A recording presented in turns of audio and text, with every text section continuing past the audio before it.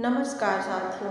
फाल्गुन मास की एक और अत्यंत अद्भुत और वैज्ञानिक कथा चंद्रमा के जन्म और भगवान शिव के अनुग्रह से जुड़ी है। यह कथा हमें सिखाती है कि कैसे फाल्गुन का महीना मानसिक शांति और पुनर्जन्म का प्रतीक है। इसे चंद्रदेव के क्षय रोग और पुनर्जीवन की कथा कहा जाता है। साथियों, आप सभी इस कथा को ध्यानपूर्वक श्रवण करें। अद्भुत कथा चंद्रमा और फाल्गुन का वरदान। पौराणिक कथाओं के अनुसार चंद्रमा का विवाह राजा दक्ष की 27 पुत्रियों से हुआ था। चंद्रमा अपनी सभी पत्नियों में से रोहिणी से सबसे अधिक प्रेम करते थे। बाकी 26 बहनों ने अपने पिता दक्ष से शिकायत की कि चंद्रमा उनके साथ भेदभाव करते हैं। क्रोध में आकर राजा दक्ष ने चंद्रमा को श्राप दिया, तुम्हारा तेज धीरे धीरे समाप्त हो जाए और तुम क्षय रोग से ग्रस्त होकर नष्ट हो जाओ। श्राप के प्रभाव से चंद्रमा की कलाएं घटने लगी। चंद्रमा की चमक फीकी पड़ने से पूरी पृथ्वी पर अंधकार छाने लगा। वनस्पतियां सूखने लगीं और देवताओं की शक्ति कम होने लगी। चंद्रमा ने अपनी रक्षा के लिए भगवान ब्रह्मा से प्रार्थना की।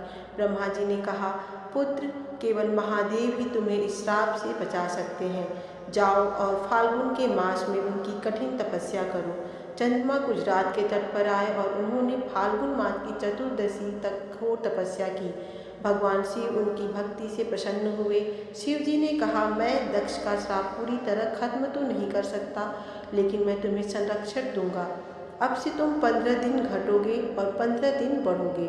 भगवान शिव ने चंद्रमा की अंतिम बची हुई कला को अपने मस्तक पर धारण कर लिया, जिससे चंद्रमा को अमरत्व प्राप्त हुआ। वह दिन फाल्गुन मास का समय था जब चंद्रमा ने अपनी खोई हुई आभा को फिर से प्राप्त करना शुरू किया। यही कारण है कि फाल्गुन मास में चंद्रमा अपनी पूर्ण कलाओं के साथ सबसे सादर और शीतल दिखाई देते हैं। फाल्गुन की पूर्णिमा को चंद्रमा का प्रभाव इतना अधिक होता है कि वह मनुष्य के मन के विकारों को शांत कर देता है। इस कथा का आध्यात्मिक अर्थ, मन का प्रतीक चंद्रमा को मन का कारक माना जाता है। फाल्गुन में चंद्रमा की पूजा का अर्थ है अपने चंचल मन को शिव के चरणों में समर्पित करना। सकारात्मकता, जैसे चंद्रमा श्राप के बाद भी वापस चमक उठा, वैसे ही फाल्गुन का महीना हमें सिखाता है कि जीवन की हर अमावस्या के बाद पूर्णिमा निश्चित है। दोस्तों, फाल्गुन का यह कथा हमें सिखाती है कि चाहे अंधेरा कितना भी गहरा हो, यदि हम शिव यानी धैर्य और साधना का मार्ग चुनें तो हमारा खोया हुआ वैभव वापस फिर से लौट सकता है। बुराई पर अच्छाई और अंधकार पर प्रकाश की जीत का संदेश देता है यह फाल्गुन का महीना।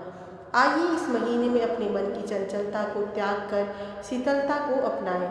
साथियों, चंद्रमा की यह कथा हमें सिखाती है कि जीवन में उतार चढ़ाव तो आएंगे ही। जैसे चंद्रमा कभी घटता है, कभी बढ़ता है, वैसे ही हमारे दुख भी अस्थायी नहीं है। अगर आज आपके जीवन में अमावस्या का अंधेरा है तो विश्वास रखिए, महादेव की कृपा से पूर्णिमा का उजाला भी जरूर आएगा। बस धैर्य रखें और फाल्गुन के इस महीने की तरह अपने भीतर के रंगों को जीवंत रखें। तो प्रेम से बोलिए ओम नमः शिवाय। फाल्गुन का यह पवित्र महीना हमें याद दिलाता है कि जब पूरी दुनिया साथ छोड़ दे तब महादेव का साथ शुरू होता है।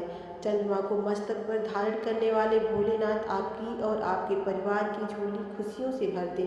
साथियों, अगर आपको ये वीडियो अच्छी लगी हो तो इसे अपने प्रियजनों को शेयर करें। इसी कामना के साथ मिलती हूँ अगली वीडियो में। तब तक के लिए जय भोलेनाथ, राधे राधे।